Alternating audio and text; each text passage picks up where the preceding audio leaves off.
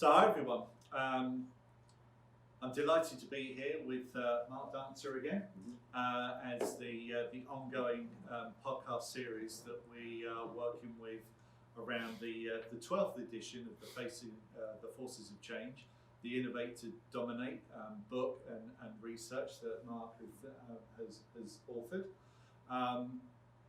And this is part of the ongoing series and initiative that Pros is very proud to be doing with the National Association of Wholesaler Distributors. So we're very excited to have Shawns McDonnell here from TruePar.com. So Sean, maybe you could just introduce yourself and tell folks a little bit about you, and most importantly, tell us about TruePar.com. Because there's a lot going on, and yeah, I've got a lot of questions for you. So I'm Shawns Background,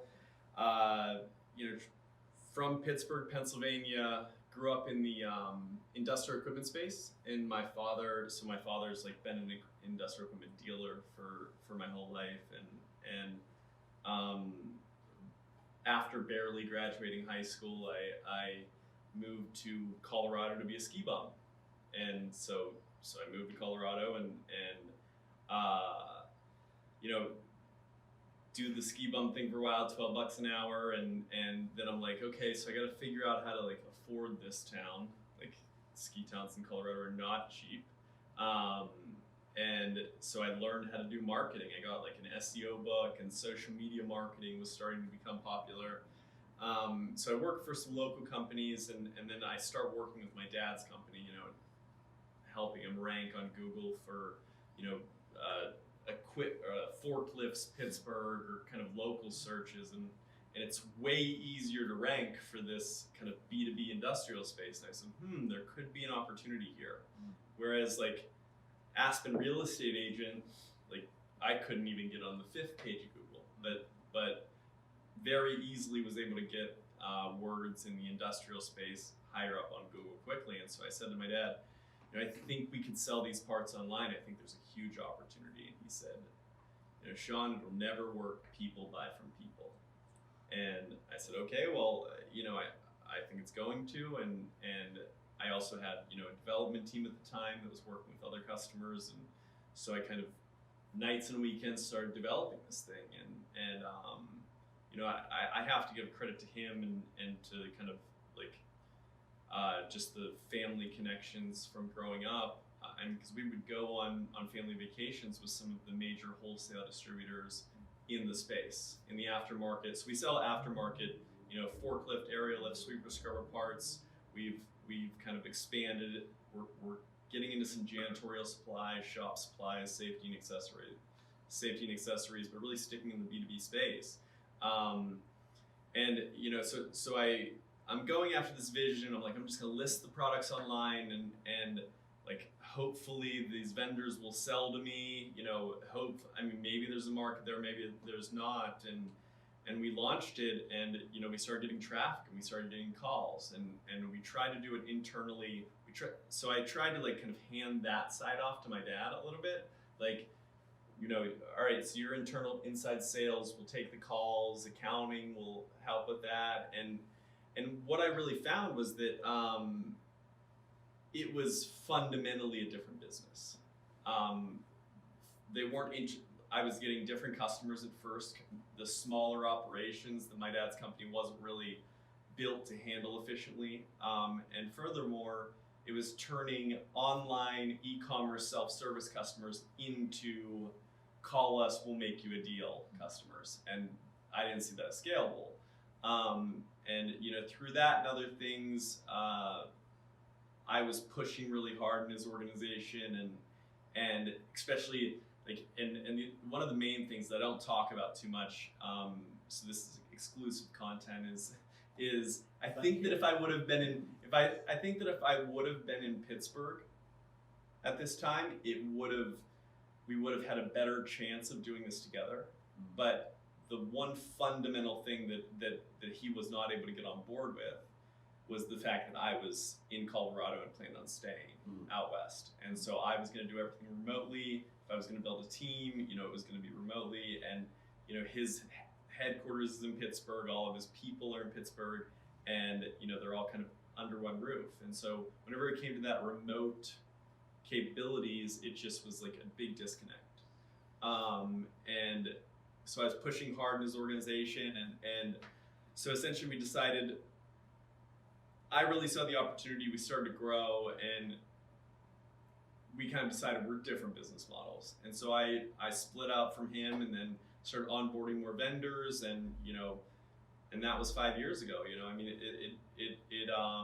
we've continued to grow, customer base, revenue, and now our kind of future vision is to continue to add more product lines, add more vendors, and continue to serve the customers we have, and also grow the customer base. And the numbers are pretty dramatic. I mean, 600 brands. Yeah.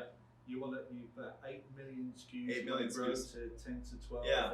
And In the next. 45,000 customers. Yeah, 45,000 customers. Yeah. So 8 million SKUs. We started with like 2 million SKUs, and it was on a kind of more B2C e-commerce platform that wasn't really, it was built like if you want to like make jewelry and sell it like from your house or something, and because I mean that's all that I could afford. I was kind of funding the thing, and it was really a test, but I knew that we had a catalog that was much bigger, and I knew that the more products I put online, the more traffic we got, the more sales we did.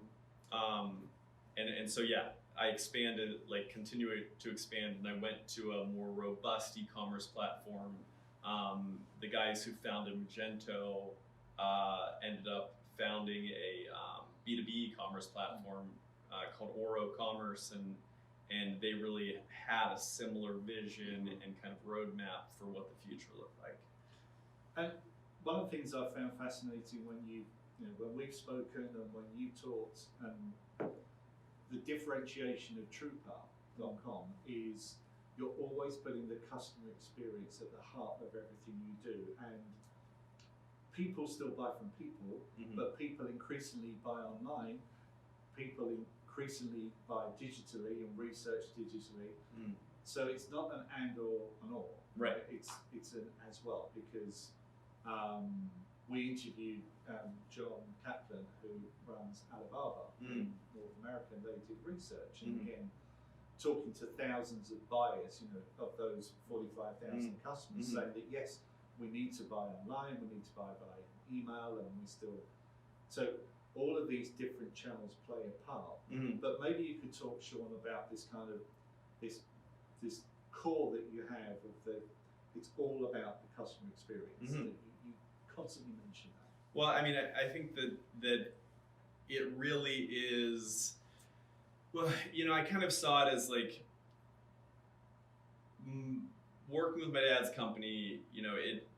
I think he wanted me to build the system based on the internal business processes, the legacy business processes, in order to fit his business.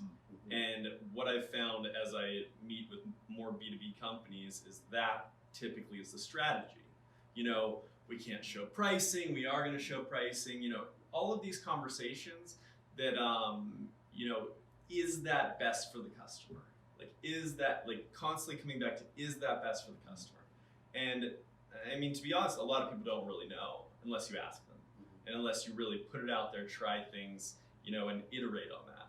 But whenever you're building something to look like your current business, it's a different business, and that's really how it had to start, was kind of rethinking, getting a blank slate and rethinking what is best for the customer, asking the customer, well, but of course it goes to the whole Henry Ford thing. If you ask people what they wanted, they'd just say a faster horse. Like sometimes they don't know, so it's the data aspect as well, and kind of trying things, and also watching what is working in other spaces. I get a lot of my inspiration from the B2C space, but also understanding the B2B complexities and kind of the needs of B2B buyers.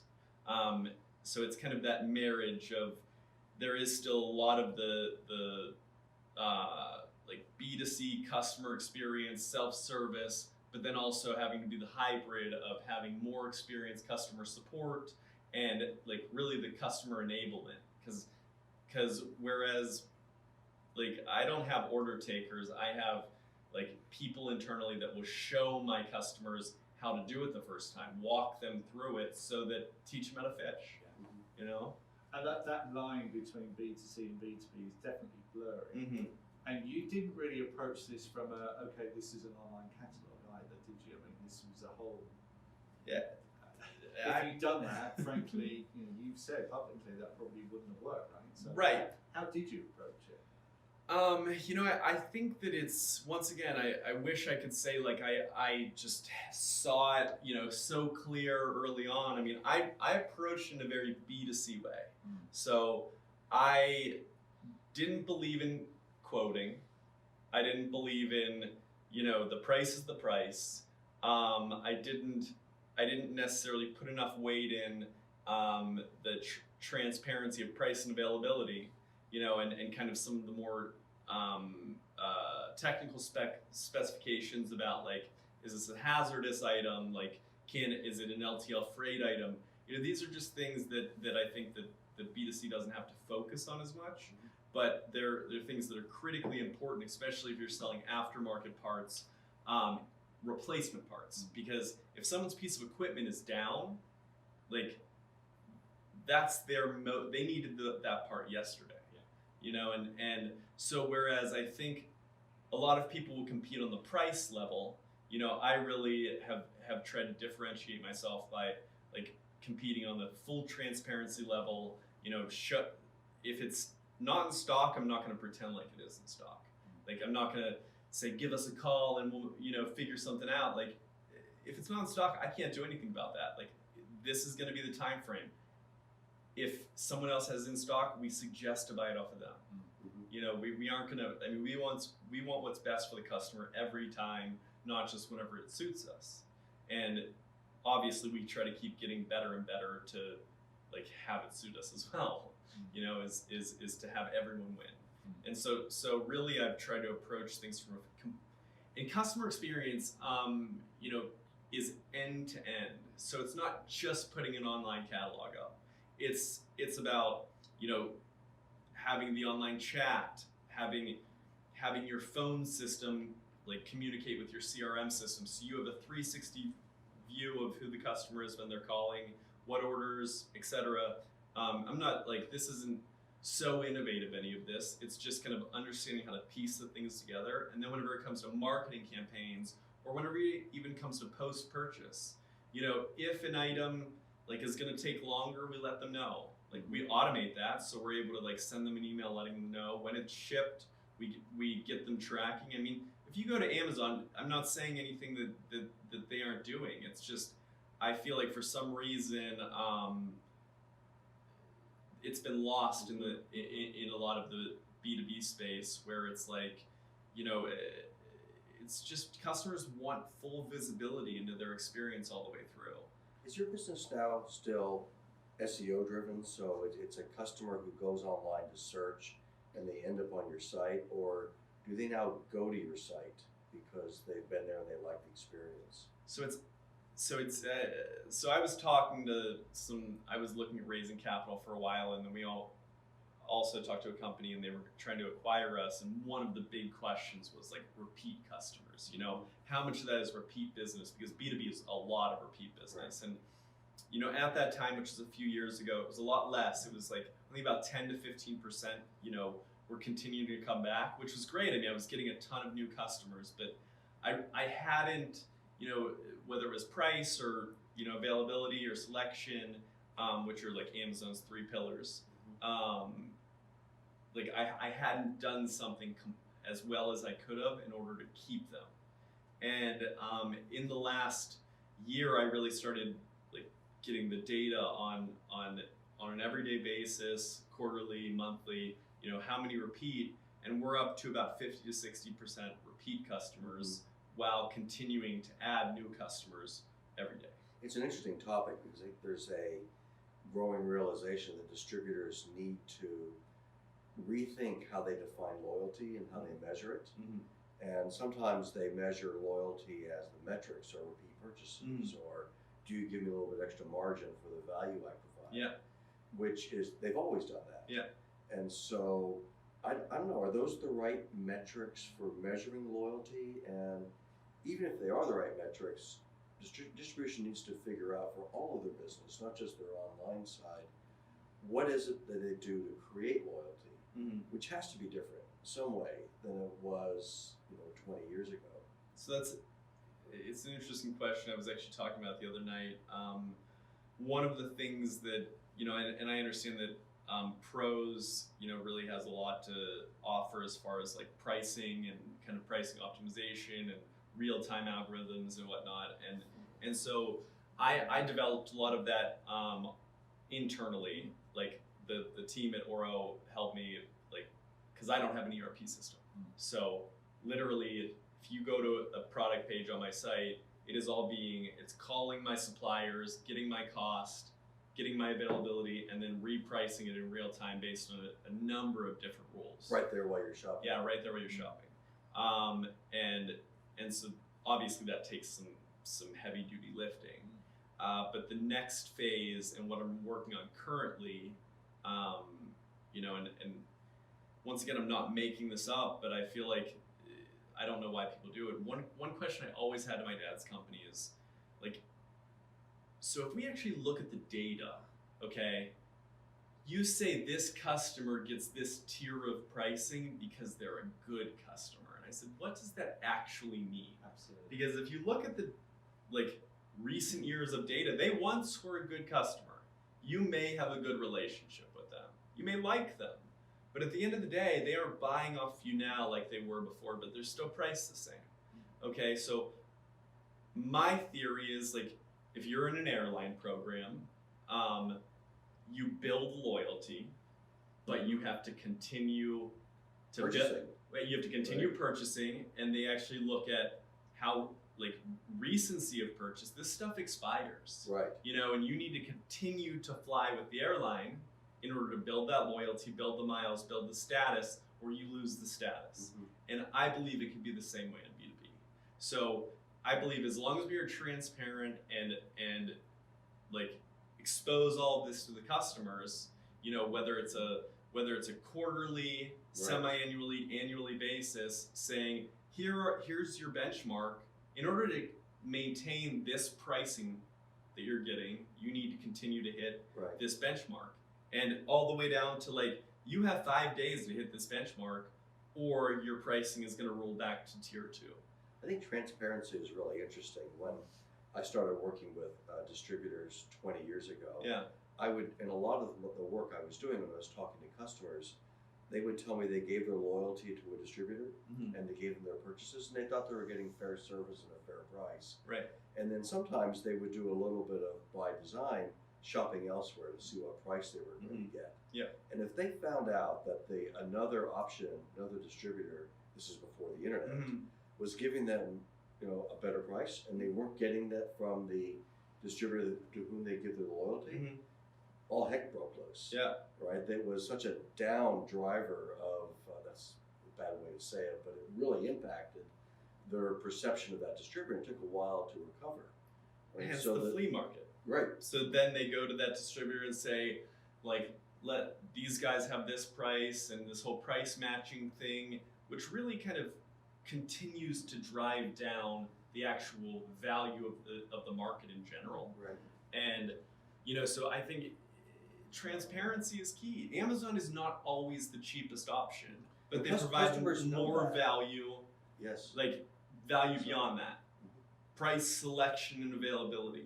These are the 3 pillars. And Amazon optimizes the price for that particular person at that particular moment with those particular circumstances. And in that particular region or wherever.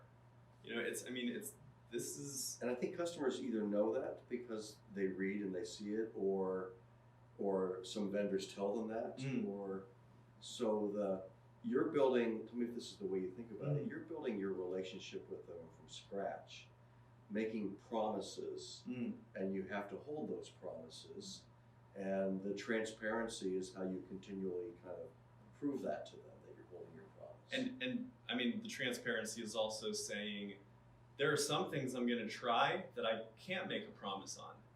but like I want to try to be better for you. Excellent. And so as long as you're open to being a part of that group that wants to try this, yeah. I can't promise it's always going to stay that way, because it may not work out for either side. And these are businesses, so their view of trust is different than a consumer. Yeah. Right? They like commitment. Yep. Be honest with me. Right. Tell me before the bad news. Tell me bad news before it happens. Those kind of values have been there forever. Right. And it's really interesting to hear that they show up again, because they're kind of the fundamentals in their relationship with you online. Absolutely, and these are things that I've kind of had to learn the hard way, because I really want to approach this from a more B2C approach. And you know what I've learned the hard way on some of the, like I said, I didn't want to do quotes. So, but then I understood that quotes aren't just about price; they're about a whole approval process internally at your organization. Yeah. So you need to get a quote as a buyer to show your approver, who's going to say yes, you can. You need to get 5 quotes, and if we aren't providing quotes, we're going to lose that deal automatically. So we built in a request for quote to order, all digital online. So it's a self-service process, and you can request quotes from us, and then receive the quote on the admin side of the website, and then also once you receive the quote and your boss says it's okay, you can approve an order and order it all through the website. So these are things that kind of shifts. So people say B2B is going to be exactly like B2C, and in some ways the customers do expect a certain experience, but in other ways there's a gap. They're businesses. Yeah, they're businesses. They're buying as a business. Right. So there's different kind of needs, values. These aren't, especially in replacement parts space, these aren't wants. Yeah. You don't, like, maybe I'll get that alternator for my broken forklift that's loading the trucks. Like, you kind of need it. Yeah. This isn't a maybe I'll get the PlayStation 2 on, Have the manufacturers of the products that you sell, have they approached you and tried to sign you up, to authorize you, to put you into their programs? And do you like that if they have done that? Kind of the big ones haven't, because I don't play by the rules of territory, and they have dealer programs, and this is your region and all this stuff, and I just think that's why I'm asking. Yeah. I think that manufacturers 15, 20 years ago, they defined their programs to push inventory into the distributor's warehouse, because once it was there, the distributor would sell it. Yeah. Right? And that was a way for them to create some certainty in their sales and take some risk out of it. Right. But that's not your model. No. So a creative manufacturer who wanted to bring you into their orbit, Yeah. they would say, what can I provide to you that reinforces the way you do business? And have a different sort of program. Maybe they reward you for your AI capability. Right. Or you create loyalty on some sort of new metric. But you haven't had that call. I think manufacturers are behind the ball on this. When it's the whole thing is manufacturers also aren't built to, because I am drop shipping my products. So I have you have to be a logistics focused distributor in order to work with me, and you also have to have enough tech capabilities, at least internally, so that I can integrate in with your systems, because I need to know if it's in stock or not. I need to know what my current price is, because my customers expect that transparency.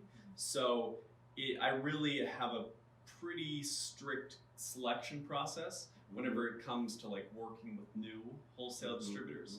And I have added more on, but it's not as much we're open for all at this point, we don't have the capabilities for anyone to list their stuff. And even Amazon struggles with that. Now they've created programs where they've they reward or discipline their third-party marketplace sellers when the stock isn't right, or whenever they don't, like they get taken off of the listing or put down further in the listing, and then also reviews. So that's kind of the direction we're going. But we don't have, just because of how the space exists and it's consolidated at the top, I don't think there will be thousands and thousands of third-party people that will be selling through TruePar.com. It's going to be more like hopefully hundreds and hundreds. So primarily a online interface with your customer, a digital interface, a virtual interface, but you also have phone support. Do you find that as you grow your business or you're going new directions, are there things you're doing on the phone with your customers, not necessarily as a backup, to the online, but you're doing innovative things and new things with them, or just B2B things with them that need to be done because it's a human interaction. It doesn't have anything to do with the data. It's just quality human, the digital interaction. It's just a quality human interaction that has to happen. Yes. How I think about so one of my biggest focuses over the years has been, reviewing these phone calls and finding patterns and doing whatever I can to build self-service capabilities in order to solve these problems. So if there's problems that, if you hear about something enough and someone's calling, over and over again that for something that we have solved digitally, I then realize I need to train my team to train the customer on how to fish. Because there are things, like a big change that we made, and it was actually a really scary thing, is in our new e-commerce platform, we used to take about 20% phone orders. Even though the customers could place it online, they just weren't trying to place it online, and 20% of our orders, so in 2018, 20% of our orders, 2018 and before, 20% of our orders were over the phone. All of 2019, on the new system, you can't place orders over the phone. It can only be done online. And so we had to go from placing orders for customers on the phone to walking them through the process and helping them through placing orders. And we grew 40% in 2019. So there was a lot of fear. Are we going to give up that 20%? Are they not going to be willing to buy themselves? Right. And what I found is that, as we enable, it's always good. You're going to have the 80-20 principle. You're going to always have customers that won't buy off of you if you can't do it over the phone. And to them, I'd say like hopefully at some point you come around, but we have plenty of competitors that are willing to take phone orders for you. We're just not built to do that. What do you think is the driver of they still want to talk to a human being? Is it a training, an experience, a lack of knowledge of? Or is it their intrinsic value there that they just want? That's the $1 million question. That's why I asked. I think that I've been trying to figure that out. I think it's sort of, I encourage you to figure it out, because I think in the research I did for Innovate to Dominate, distributors have really heard the siren call of being online. They may not do it right, but they know they have to be there. And they've totally forgotten and don't defend and don't innovate around their core business, which is being local and being human. Right. And just like a mall may have lost half its shops, the shops that do excite in the retail world, the shops that exist, there's a saying in retail that retail isn't going out of business, boring retail is going out of business. And I think there's something around, it's still B2B, there's something around human interaction that can be innovative and new, and not enough people are looking for it. Yeah, I think that it goes from order placers to solution providers, whatever that looks like. I think that really kind of specializing in it is what is the Because sometimes it's just a confidence thing. Yeah. You know, sometimes it's just we want to know someone's going to pick up the phone when something wrong happens. Right. After the fact. Like before we buy off of you, we want to talk to someone. You know, and a lot of times that's the case. Some businesses are doing a lot of training around emotional intelligence, which is how to have empathy, but in a business situation. Yep. Listening skills. Yep. Which is, distributors hired people, local people, Yep. so they connected because they were like their customers. Right.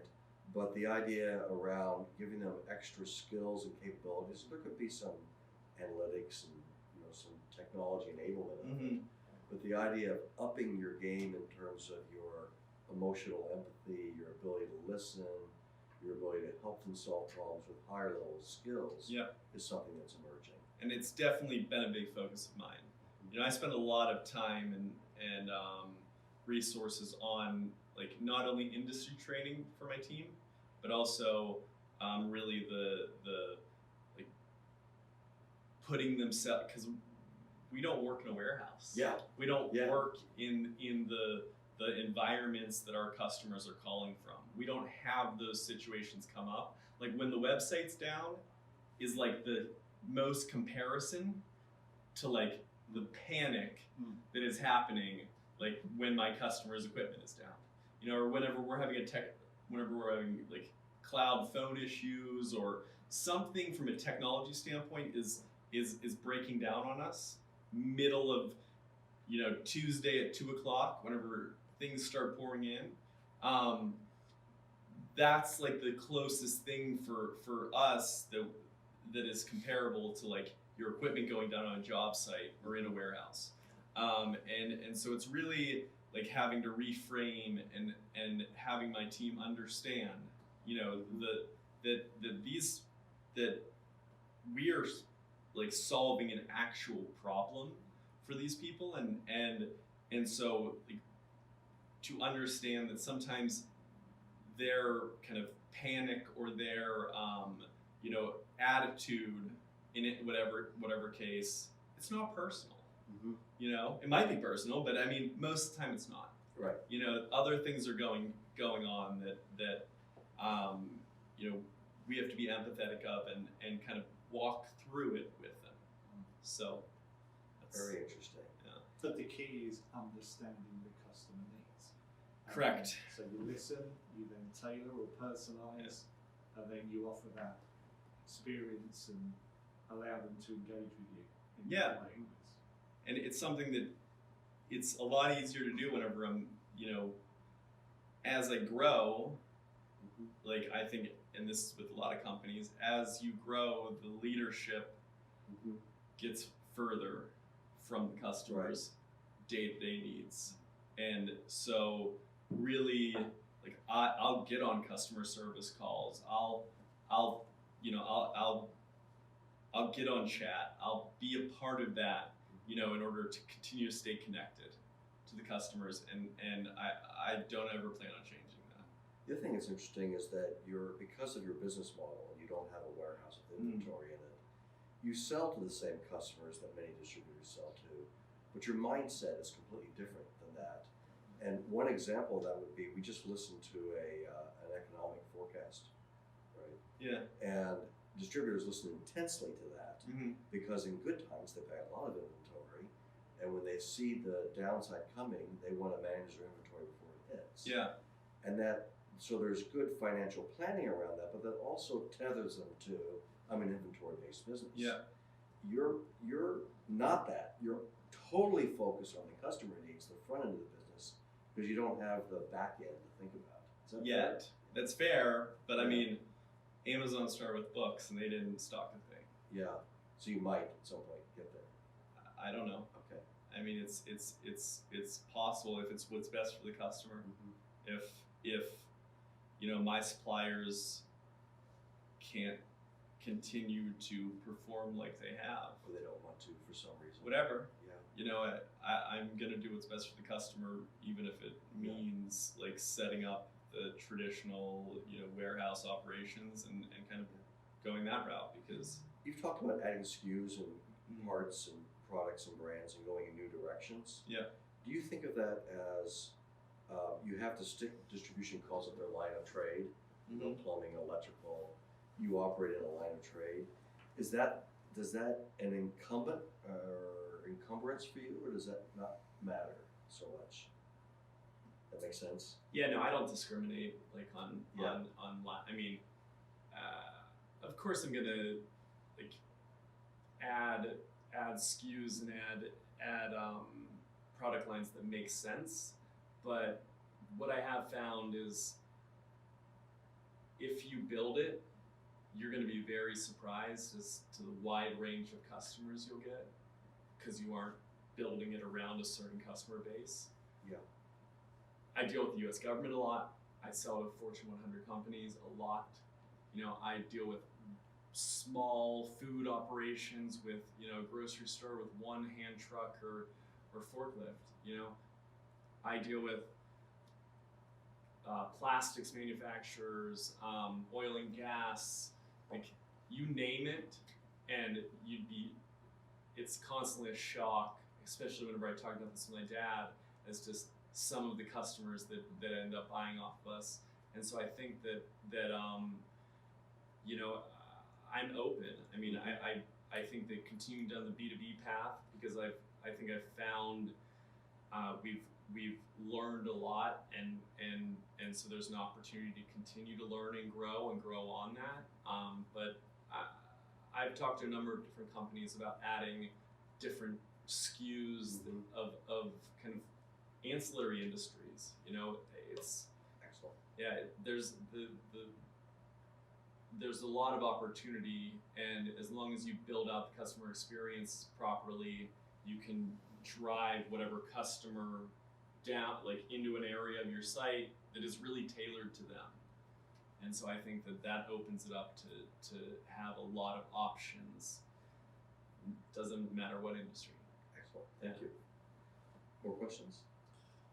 Well, you've talked a lot about how important the data is, right? Mm. So I think one of the central themes for me has been you constantly talk about how important the customer needs are, the customer experiences, and the data. So maybe you could just talk a little bit about how data-centric your business is, because it's the data that's driving these decisions, right? It's the data. I mean, Amazon track 450 different data points about their customers, right? Yeah. So that's just about their customers. Yeah, exactly. So having that knowledge or that data is one thing, but you talk about using it into an actionable insight into then offering something different. Yeah. So talk a little bit about that. I mean, I think that I would love to say that I get a lot of inspiration, if you can't tell, from a lot of things that Jeff Bezos and Amazon have done, all the way down to there's a great book written by the guy who was tasked and was the kind of guy who started the third-party marketplace. His name's John Rossman. I got the opportunity to meet him and speak at the same conference that he did, and it's called The Amazon Way. And so it really goes to the leadership principles and how they make decisions and how they kind of fund new programs. And one of the things that they do whenever they come up with a new initiative is you have to set whatever data point, whatever metric, whatever KPI you're going to track this on to show success or failure. And so I think there's always room for improvement, but I've really invested a lot into, for one, opening up all of my systems on the back end, so that whether it's my calling system, how long does it take to answer the call? How many missed calls, how many calls go to voicemail? So from the calling perspective, that's one thing, but then whenever it comes to how long does it take to respond to emails, how long does it take to respond to quotes, all the way down to, I even track metrics about my suppliers, and how long is it taking them? Are they meeting SLAs that we've agreed to? So these are all things that all affect the customer experience, and anything. So whereas I think a lot of people are really focused on the financial data points, You know, in my dad's business, he can tell you all of the financial data points, and you know, I can too, but I'm really focused on, you know, some of those kind of more the grayer data points that affect how page load time on the website. You know, it's just kind of getting everything down in time, or not getting everything down in time, but like optimizing, you know, those data points. But then also it's a slippery slope, because you really want to, like as a CEO, you know, I need to pick a few that matter the most, but I really do have, am sometimes inundated with the amount of different dashboards and stuff, and I geek out on that. Like, you'll find me on a Saturday afternoon, like, you know, coming up with a new dashboard of you know, this is important, and like, I want to look at this, and I may never look at it again, but I think it's the act of getting there. A lot of times it's the act of understanding. I mean, sometimes it's just not a good metric, like that actually produces results, but it's just the act of understanding the process of getting to these metrics and what they the impact or non-impact that they have. And was data and analytics, was that you before you launched this business? I mean, did you have that, you know, I like data, I'm facile with it, or did you kind of like come to love it because you love your business and data is a big part of it? I got my first computer 6 months before I started my marketing company. Wow. My little brother was the computer geek. I had no interest. I was like cool. I had parties in high school and like, you know, dated a lot of girls and like kind of was the cool kid. I was not a nerd. Yeah. And like my dad once, like, he told me recently, he was like, Sean, you're a geek. And I was like, Dad, like, no.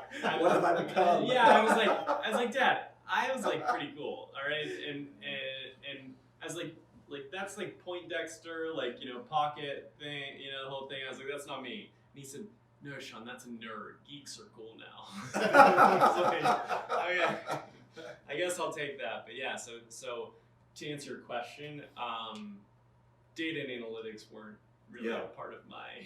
Yeah. You know, this is all kind of, I mean, all self-taught. I don't. Yeah. All of this stuff is really, which is interesting because I'm constantly curious. Yes. Constantly learning and curious and reading new books and listening to podcasts, and sometimes I get a little too bleeding edge and want the kind of newest, coolest microservices, you know, AI, blockchain, all of the trendy words, and some people have to reel me back in and say, like, just relax. But it's you've been forced into that by, you know, gaining those insights. Yeah. Right? And you can't make a decision based on gut feel and instinct. It's based on the data. Yeah. Yeah, very true. And interesting how you talk about you've leveraged so many tools and technology to help you to do that. Yeah. It's really, it's something I want to think about, because it's really interesting. A lot of distributors and manufacturers are thinking about, you know, their AI and their business is going to run on data, and so they're saying, who should I hire? Right? But I think that curiosity and people that are committed to, you know, really want to make the business better will pull them into data, right? So you're going to have blend. You're going to have people that love data and always have, and people that kind of get into it. Yeah. I don't know where that's going exactly, but there's some good insight there about building a data-driven organization. Yeah, and data-driven culture. Yeah. You know, it really, you can, EOS, I started like going down the EOS, entrepreneurial operating system framework, and data's a big piece of that. You know, and picking the numbers for each person and kind of continuing to stay on top of that and beating the drum and setting, you know, 90-day, like setting the rocks and the longer goals, and kind of, so it's definitely like the path that we're going. Yeah. Because I mean, there are times where I find myself in projects and 6 months disappear, you know, and it's like, what happened? Like, I come out of the hole and you know, it's like, it's like it's done, but That's 6 months has to feel like a lifetime yeah, to you. it does. So I That's definitely 2 whole quarters. yeah. It does. It is a lifetime. So yeah, it's definitely something that I'm trying to kind of build into everyone's mindset Yeah. to really kind of follow the numbers and work off of the data and you know like also promote and hire and fire and you know kind of these things really based on the data. Excellent. Well, Sean, thank you so much Thank for you. your insights and your time. And we need to do a whole other podcast about the definition of a geek and a nerd. I need to know which one I am. I'm probably both. It's on something But else. we've got to investigate this. This is a whole new thing. Look, thank you so much. And we will obviously, of course, post your contact details if people want to get in touch. And of course, you know, when there are those business problems, TruePower.com. Yeah, TruePower.com. I'm sure you guys have forklifts and all kinds of things that we sell. Please. Everyone's got material in every problem, right? Pros may not be trying to sell their stuff, but I am trying to sell my stuff. I think my son, he has 2 cars and a Jeep Yeah. and a motorcycle. Yeah. And I think he's looking for some material handling Yeah, equipment. exactly. So Perfect. I'll tell him about your son. I love it. Sean, Thank you thank you guys. so much. Yeah, thank you for having me as well.